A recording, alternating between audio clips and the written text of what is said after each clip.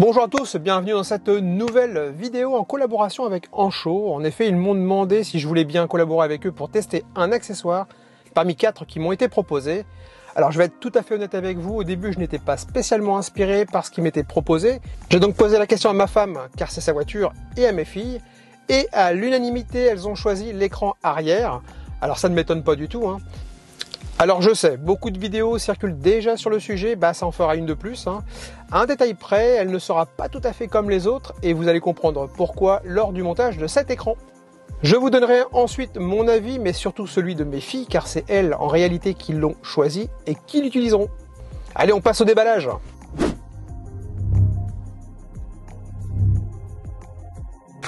Allez, c'est parti pour le déballage. Le carton est là. Alors j'ai déjà mis un coup de cutter dedans, bien évidemment, parce que je voulais pas me balader avec le cutter dans la voiture, par maladresse, je voulais pas m'amuser à découper le carton ici et puis me retrouver avec un cutter qui traîne dans la voiture avec le risque de découper le siège avec. Donc voilà, nous avons ici le carton envoyé par Ancho. Ok, donc nous avons là un très joli emballage, comme vous pouvez le voir.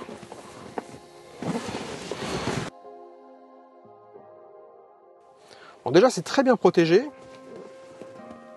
Ok.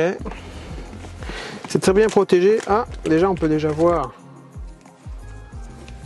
Alors ça va être utile, je pense. Bon, c'est même sûr. Pour pouvoir évidemment déclipser les caches en plastique du véhicule. On verra ça plus tard. Allez, on va ouvrir ça. Hop. Ici nous avons. Ok, donc c'est plug and play, donc ça vient se plugger directement sur le câble d'origine du véhicule, le fameux câble bleu. Donc là, voilà, donc on a visiblement de la longueur, mais après, vous allez comprendre d'ailleurs pourquoi cette longueur est intéressante. Parce que justement, je me suis fait avoir. Le manuel d'instruction sur ce QR code, l'écran. Comment il se présente? Alors l'écran il se présente comme ceci. Ouais, c'est plutôt pas mal, En tout cas c'est au premier abord comme ça a l'air d'être quali. Donc je vois qu'il y a une protection d'écran, ok. Je pense qu'il va rester dessus. Il y a visiblement, il y aurait bien des haut-parleurs dessus. Voilà, je vous montre. Alors ce qui est bien, c'est qu'on retrouve ici les USB-C, notamment pour recharger. Alors là, j'ai un doute. Alors, je ne sais pas si les deux rechargent ou si un seul recharge. Je ferai le test, évidemment. Donc, voilà comment ça se présente. On va le remettre dans la boîte. Et puis, on se donne rendez-vous pour le montage de celui-ci. Allez, à tout de suite. Bon, alors cette vidéo, je l'ai tournée, j'avais déjà tourné il y a quelques temps, enfin j'avais commencé à la tourner il y a quelques temps, mais comme je me suis fait avoir, je vous explique pourquoi je me suis fait avoir. En fait, j'avais déjà démonté en attendant de déballer l'écran. En fait, j'avais déjà commencé par démonter pour juste voir derrière comment ça se passait, parce que bien évidemment, je voulais pas partir la fleur au fusil comme ça, sans savoir où j'allais. Donc, dans un premier temps, je voulais voir si ça se démontait bien, et ensuite de voir si tout était comme prévu dans la vidéo en fait. Il existe différents types de montage en fait pour cet écran là, notamment avec la localisation de la fameuse prise bleue. Alors la prise bleue, évidemment, dans toutes les vidéos sur YouTube, la prise bleue elle est au même endroit, donc c'est magnifique, c'est-à-dire qu'en fait la prise bleue elle se trouve là. Je vous montre. Hop, on descend et en fait la fameuse prise bleue elle se trouve ici, à cet endroit là. Et vous allez voir, ici, et en fin de compte, il n'y a rien du tout, absolument rien, c'est le vide. Donc bien évidemment, quand j'ai vu ça, j'avais déjà commencé à tourner la vidéo et du démontage en fait, tout simplement. Et là, quand j'ai vu ça, c'était un petit peu la panique. Donc du coup, j'ai contacté Ancho et Ancho a cherché en fait où se trouvait où pouvait se trouver cette prise. Et il s'avère que la prise, alors j'ai pas regardé encore, j'ai pas regardé parce que du coup ça m'a un peu stoppé net dans mon élan, je reconnais. Il semblerait que la prise se trouve au niveau de la console centrale, donc à gauche de la console centrale, et en fait à cet endroit exactement, voilà, ici. Ok, donc sur ce côté-là. Bien évidemment, on va l'ouvrir ensemble. Sur d'autres sites, j'ai vu aussi que la prise elle pouvait se trouver ici. Alors je vous le dis direct, si la prise elle se trouve ici, je démonte rien du tout. Allez go, c'est parti, on démonte ça. On essaie de faire ça proprement. Putain, j'ai toujours un peu peur de de casser les trucs. Alors c'est censé se déclipser. C'est chaud quand même, hein. Ah, c'est bon.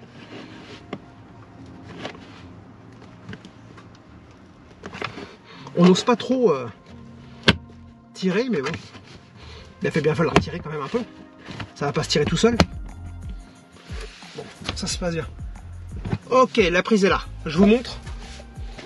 Je confirme. La prise bleue, elle est bien là. Bon bah ça déjà c'est plutôt une bonne nouvelle. Il n'y a plus qu'à enlever le cache dans son intégralité et essayer de passer le câble. Alors j'espère juste une chose. J'espère juste une chose. Je vais ouvrir la porte. J'espère que le câble. J'espère juste que le câble, il est assez long. Alors souvenez-vous tout à l'heure en préambule, je vous ai parlé lors du déballage, je vous ai parlé du câble, la longueur du câble. J'espère juste que le câble est suffisamment long. Mais généralement je pense que c'est le cas, hein. Visiblement Ancho m'a dit que c'était bon, donc on va regarder ça tout de suite. Allez, on continue le démontage. Il y a une autre graphe ici en bas, visiblement, mais j'espère que je ne vais pas être trop gêné par le tapis.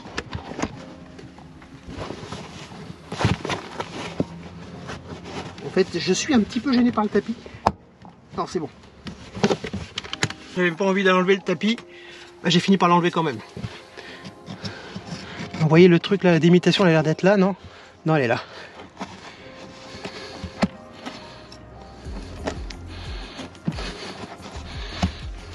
Ah, c'est pas super simple à enlever, hein, les amis.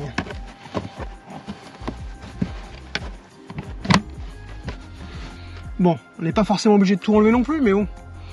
De toute façon, là, je vais avoir un problème, c'est de le passage du câble. Où est-ce que je vais le passer, le câble, ici? Allez, je vous montre quand même. De toute façon, je suis obligé de l'ouvrir, j'ai envie de passer le câble à l'intérieur, vous voyez, il n'y a rien. Mais déjà, on va essayer déjà de le passer, parce que le but, c'est de le dissimuler dans ce tunnel.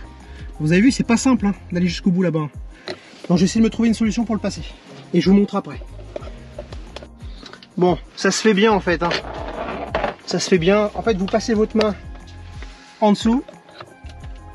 Ok, vous passez le câble dans le tunnel. Et vous récupérez le câble de l'autre côté. Voilà, comme ça en fait vous avez utilisé le tunnel pour passer le câble.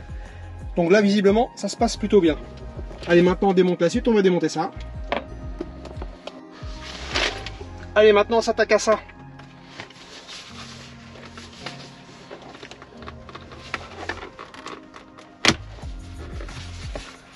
Dans les dernières vidéos que j'ai vues, ça se faisait bien. Et effectivement, pas besoin d'outils, ça se fait super bien. Hop, voilà. C'est dégrafé. Allez, pour le passage du câble, maintenant on démonte toute cette partie-là. Donc ça s'enlève très simplement. C'est vraiment 6 clips, ça s'enlève vraiment très facilement. Donc le câble il est là. Donc bien évidemment ce câble là on va pas en avoir. Vraiment on ne devra plus en avoir besoin puisqu'après on va le ponter avec ça. Ici. Donc c'est avec ça qu'on va le ponter, on le pontera tout à l'heure une fois qu'on aura tout branché. Maintenant l'objectif c'est de passer ça, si possible au même endroit que l'autre. Voilà. Le câble est passé. Maintenant il faut le loger ici. Au même endroit. Voilà, donc le câble est passé. Bah, vous avez vu, hein, en fait il y a assez de câbles. Hein. Il y a assez de câbles. Maintenant il faut faire attention de ne pas venir pincer les câbles ici, hein, évidemment. Une fois que les câbles sont passés, c'est nickel. Maintenant on remet ça. Parce que normalement on n'aura plus besoin. On n'aura plus besoin d'y revenir. Et bien dit normalement. Voilà. Oui, ça se remet bien. Hein. Et il n'y a plus qu'à remettre les vis. Ok. Maintenant on remet le cache.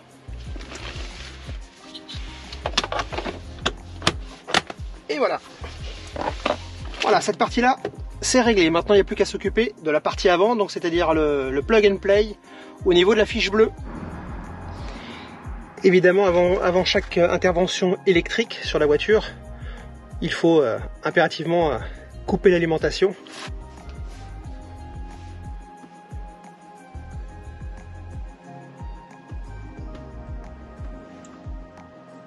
ici.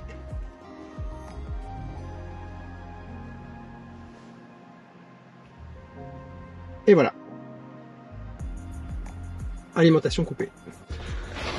Bon, ça y est, c'est connecté. Bon, c'est pas simple, hein. Ok, c'est pas super simple, mais bon, ça se fait, hein. Un peu de patience, parce qu'en fait, la fiche, elle est, elle est bloquée là. Et j'arrive pas à faire sauter le clip et j'ose pas forcer. Donc du coup, je force pas. J'ai réussi à le faire comme ça. J'ai tout bien calé. Il n'y a rien qui est censé bouger. Donc maintenant, avant de reclipser, maintenant on va passer à l'arrière, c'est-à-dire au branchement de l'écran. Donc là, je récupère mes fiches.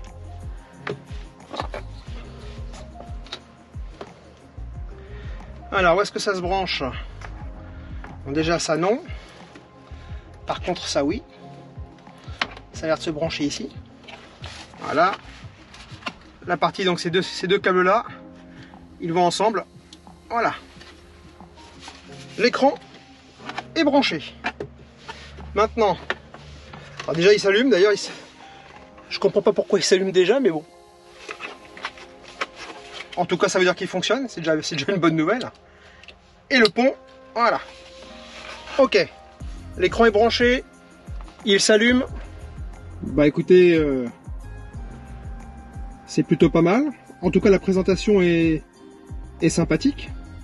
Donc on essaye bien évidemment, pour éviter que ça fasse du bruit au niveau des câbles, bah, de placer les câbles en dessous. Parce que sinon, c'est même pas la peine. Vous allez entendre des gling-gling tout le long de la route. Autant vous dire que ça va pas être terrible. Et là, on essaie de faire ça proprement. Le but, c'est pas de casser l'écran. Voilà. Ok.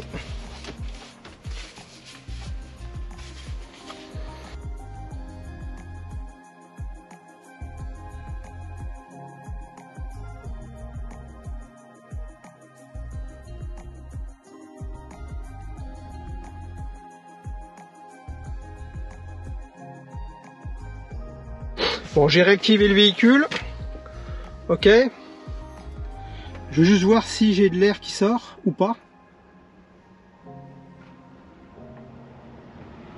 Ok. J'ai de l'air qui sort. Je voulais m'en assurer. Il n'y a rien qui bouge. Tout est ok, tout est bien fixé. Je trouve quand même que franchement, c'est quand même pas mal, hein. Bon, je suis toujours en phase de test avec cet écran H86 de chez Ancho. Il y a un petit truc qui m'embête un peu. Hop, je vous montre tout de suite. Alors, rien de dramatique en soi. Ici, on a une prise USB type C avec laquelle on peut recharger un smartphone, une tablette. En revanche, ici, ce n'est que une prise USB type C, mais pour envoyer des informations certainement, mettre une clé USB, peut-être un disque dur extérieur, je sais pas. Toujours est-il qu'on ne peut pas recharger, donc c'est un peu embêtant. Si mes filles, elles sont toutes les deux en train de jouer de la tablette, comme c'est souvent le cas lorsque nous voyageons, et ben elles ne pourront pas recharger les deux, en tout cas à l'arrière. Donc il y en aura une qui pourra recharger, l'autre faudra passer un câble à l'avant, donc il faudra que le câble il soit plus long. Bon, c'est un détail, mais il faut y penser. Voilà. Alors toujours dans ma phase de test, concernant cette fois-ci la possibilité d'écouter le contenu de cet écran via un casque Bluetooth, donc ça c'est super, mais encore une fois c'est bien pour une personne, mais si vous êtes deux à vouloir écouter avec un casque, alors moi je sais pas après comment on fait, hein, je suis pas un pur techno donc j'en sais rien. S'il existe une manière de pouvoir connecter deux casques Bluetooth sur cet écran, bah dites-le moi en commentaire, moi ça m'intéresse de le savoir, parce que pour le coup c'est un peu dommage, hein. Alors il y a des haut-parleurs qui fonctionnent plutôt pas trop mal, là-dessus il n'y a rien à dire, mais ça veut dire que tout le monde en profite dans la voiture, c'est pas forcément ce qu'il y a de plus agréable pour l'environnement total du véhicule. Néanmoins, on a la possibilité d'écouter les choses via le Bluetooth, donc mais bon, il faudra pouvoir le faire sur deux casques, ça serait plutôt pas mal. Alors s'il y a une solution pour ceux qui ont déjà testé, bah moi ça m'intéresse pour le coup. Allez, maintenant on rentre dans le vif du sujet. On va commencer par l'écran de contrôle, celui-ci. Alors je vais être tout à fait honnête avec vous, ça, en ce qui concerne les enfants, bon, c'est pas un écran que je vais mettre en avant. Alors, il a au moins le mérite d'exister. Alors, effectivement, on peut jouer la ventilation, la température. Moi, j'ai pas spécialement envie que mes filles elles touchent à ça, clairement. Donc voilà. Donc ça, c'est pas forcément à mettre entre les mains de tout le monde, surtout quand ce sont des enfants qui sont à l'arrière. La deuxième partie, celle-ci. Alors ça, c'est pas mal. C'est pas mal pour juste une chose. C'est de pouvoir mettre les sièges chauffants quand elles seront en âge de pouvoir le faire, parce que là aujourd'hui elles sont en réhausseur, donc il y en a un là, il y en a un derrière, hein, je l'ai enlevé pour pouvoir m'asseoir, mais en fait il y a deux réhausseurs, dont un avec un dossier. Bon, ça, elle devrait plus le garder très longtemps, mais voilà. Donc pour l'instant les sièges chauffants à l'arrière pour mes filles, c'est pas très utile, mais quand elles auront l'occasion, notamment quand elles abandonneront le réhausseur, elles pourront elles-mêmes mettre le siège chauffant. Je valide tout à fait la possibilité de pouvoir sélectionner son siège soi-même. Pour le reste, pas vraiment. À moins de faire des blagues aux parents, mais sinon le reste, je vois pas trop l'intérêt. Ça, voilà. Alors ça, ce mode-là, je suis pas vraiment d'accord. Voilà, je pense que les gens qui sont à l'arrière n'ont absolument pas, il n'y a pas besoin d'aller jouer avec le siège là, comme on voit là. Vous voyez, ça avance et ça recule le siège. Passager avant, voilà. Bon, moi ça personnellement, non, je vois pas trop l'intérêt. Pour les personnes qui sont à l'arrière, de pouvoir commander le siège à l'avant. Pour moi, ça sert vraiment à rien du tout, mais ça reste mon avis, encore une fois, hein, évidemment. Ça c'est pareil, vous pouvez aussi ouvrir la boîte à gants apparemment d'ici. Moi je vois pas trop l'intérêt, hein, quand on est à l'arrière, d'ouvrir la boîte à gants à l'arrière, enfin voilà, ça pour moi, voilà, je vois pas trop ça, je vois pas ça très utile. Ça c'est pour la musique, donc je pense que c'est la musique au niveau général. Ça c'est pareil, je vois pas trop l'intérêt. Je suis pas rentré dans les détails, mais bon, gérer la musique de l'arrière, bon, je suis pas plus fan que ça. Ce qui va vraiment m'intéresser dans cet écran là, pour moi. Alors on peut apporter des musiques via Bluetooth, bon ok, des vidéos aussi, mais je pense que c'est via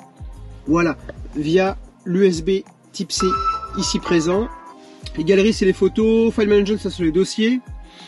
Voilà, ça c'est le. Alors donc en fait il y a 64 Go d'espace intérieur, donc un disque dur de 64 Go. Bon c'est pas mal, hein, dont 46 visiblement qui sont utilisables. Bon, moi personnellement, je vais pas spécialement l'utiliser. Non, je pense même jamais. Car info, je sais pas trop ce que c'est. Mais bon, je rentre pas non plus. J'ai pas spécialement envie de rentrer dans les détails de ça. Moi, ce qui va m'intéresser, et c'est ce donc pourquoi j'ai accepté le partenariat avec Ancho concernant cet écran, c'est vraiment cette partie-là, le côté info-divertissement. À commencer par le Play Store. On peut télécharger des choses. D'ailleurs, moi j'ai téléchargé YouTube Kids et je crois que j'avais téléchargé aussi Amazon Prime de mémoire. YouTube, il était déjà dessus et Netflix également. Bon, TikTok, j'en veux pas pour les enfants, bien évidemment, ça c'est logique. Donc voilà. Après, nous avons ici des raccourcis avec Netflix, YouTube. Ça c'est pareil, TikTok, ça j'en veux pas. Local vidéo non plus. Mais en tout cas, tout ça, ça fonctionne vraiment très bien. L'écran se connecte bien au téléphone.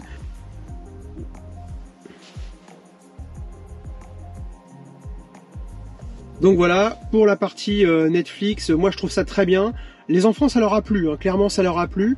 Alors quand on fait des petits parcours de l'ordre d'une demi-heure, trois quarts d'heure, voire même une heure et demie même d'ailleurs, franchement l'écran à l'arrière, c'est vraiment top. On peut récupérer là, bon là nous on a un compte Netflix Premium, donc ou famille, je sais pas comment on l'appelle, Premium peut-être. Et donc on a chacun son compte et puis chacun regarde ce qu'il veut, bien évidemment. Donc ça pour moi c'est vraiment intéressant. Netflix ça fonctionne bien. Alors je vais voir si je suis connecté. Wi-Fi, non je suis même pas connecté. Je n'étais pas connecté. Bon, pas pourquoi.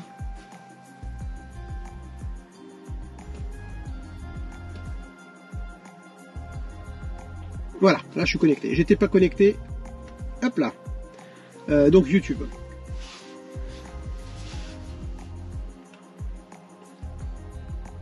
Voilà, donc YouTube ça fonctionne très bien également. Je trouve que l'écran est fluide dans son ensemble. J'ai gardé la protection quand même, on sait jamais avec les enfants. Les coups de pied malheureux sur Sur l'écran, ça peut vite arriver. Donc voilà, tout ça, ça fonctionne très très bien. Il n'y a pas de latence. Pour le coup, c'est voilà, moi je trouve ça vraiment hyper intéressant. Hop, et ça fonctionne vraiment, mais vraiment très très très bien. Il y a vraiment, ouais, c'est assez. Tiens, d'ailleurs, je viens de m'apercevoir qu'il y avait un autre R Electra, mais écrit d'une autre manière. C'est vraiment rigolo ça. Donc du coup, donc voilà, et c'est et ça fonctionne bien. Je trouve qu'il n'y a pas de latence, ça fonctionne bien. Encore une fois, le son il sort directement des haut-parleurs.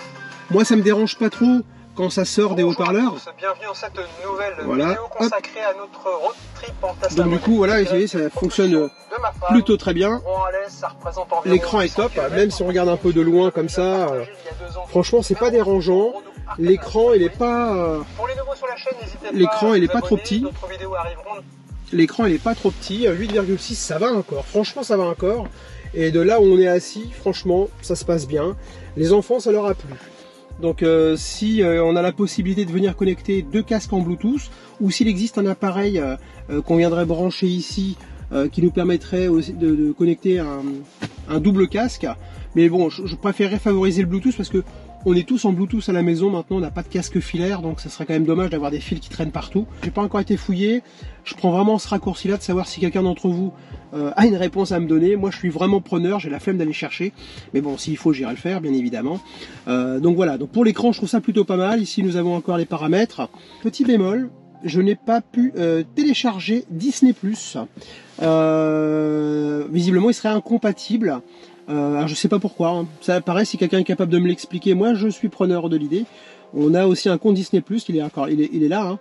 Mais là on me précise que cette application, elle ne peut pas fonctionner sur cet écran.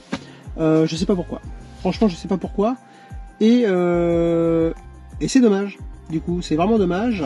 Ouais, je sais pas pourquoi ça fonctionne pas. On a les éléments qu'on souhaite avoir, à savoir YouTube Kids, YouTube, Prime Video, qui fonctionne très bien d'ailleurs aussi au passage. Et ça c'est vraiment top. La connexion avec le téléphone en partage de connexion, ça fonctionne très bien.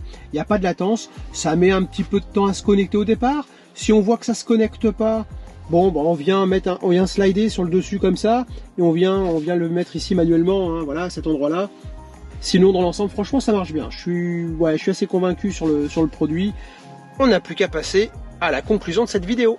On passe au bilan du test de cet écran envoyé par Ancho. On va commencer par le montage. C'est à la portée de beaucoup d'entre vous selon moi. Comme vous avez pu le voir dans cette vidéo, pas besoin de démonter toute la voiture. De toute façon, si cela avait été le cas, je vous rassure tout de suite, je ne l'aurais pas fait. J'ai perdu un peu de temps avant de trouver la prise bleue ISO. Elle n'était pas à l'endroit indiqué par Ancho au départ. Il faut dire que sur YouTube, je n'ai pas trouvé non plus de vidéo sur le sujet. Les prises se trouvant à chaque fois juste en dessous des grilles d'aération. Il faut savoir que sur certains modèles berlinois, c'est le cas de la nôtre, la prise bleue se trouve sur le côté gauche de la console centrale au niveau des jambes du conducteur. Point positif à retenir, ma vidéo ne sera donc pas comme les autres. Une fois monté, cet écran s'intègre parfaitement bien au mobilier, il donne même l'impression d'être d'origine, un peu à l'image de la dernière Tesla Model 3. Il s'allume lorsque le véhicule s'allume et s'éteint en même temps que le véhicule s'éteint. Avant d'énoncer les points positifs et négatifs, on va tout simplement poser la question à mes filles. Bon, le meilleur avis reste encore celui des enfants, on va quand même leur poser la question, ça sera quand même mieux. Tess, qu'en as-tu pensé? Bah, l'écran il est bien. D'accord. On peut regarder plein de films trop bien, mais par contre, ce que j'aime pas trop, c'est parce qu'il n'y a pas Disney. Colline, quoi? Qu'en as-tu pensé? Alors, bah, il est bien parce qu'on peut regarder des films, tout ça. Et ce qu'il faudrait changer, c'est le son en fait. On doit aller dans paramètres, tout ça pour avoir le son. Que ça aurait été mieux si les boutons ils étaient comme une tablette, ils étaient sur le côté. Sur le côté, effectivement. Ah, tu as raison. Et en plus, on doit quitter le film à chaque fois pour mettre le son. Si c'est trop fort, bah, on doit baisser le son. On doit quitter le film pour baisser le son. Et si c'est pas assez fort, bah, requitter le film pour remettre du son, tout ça. Donc c'est pas... Ça, c'est juste le truc qu'il faudrait changer. On va passer au point positif. La qualité d'image du produit, la simplicité d'utilisation, les applications proposées, un montage assez facile, la possibilité de brancher une manette pour jouer à des jeux. Alors moi je ne l'ai pas testé. On passe au point négatif, à commencer par l'absence d'un bouton extérieur physique pour le réglage du volume. Et oui, il faut quitter la vidéo, aller dans les paramètres, régler le volume et ensuite revenir dans la vidéo. Bref, c'est pas pratique du tout. Il n'y a qu'une seule prise USB-C pour la recharge, l'autre sert uniquement pour les datas. Donc il est impossible de recharger avec la deuxième. Impossible de télécharger Disney+, c'est dommage, à moins qu'il y ait une autre solution. Moi je suis preneur. Si toutefois cet écran vous intéresse, vous trouverez le lien dans la description de cette vidéo avec bien entendu un code promo qui vous permettra d'obtenir 22% de remise avec le code RELECTRA. Je remercie Ancho de m'avoir fait confiance et envoyé cet écran pour le tester. Cette vidéo touche à sa fin, j'espère qu'elle vous a plu. N'hésitez pas à me dire dans les commentaires ce que vous pensez de cet écran. Je prendrai le temps de vous lire. Abonnez-vous si ce n'est pas déjà fait. Un pouce en l'air pour m'encourager. Moi je vous dis à la prochaine.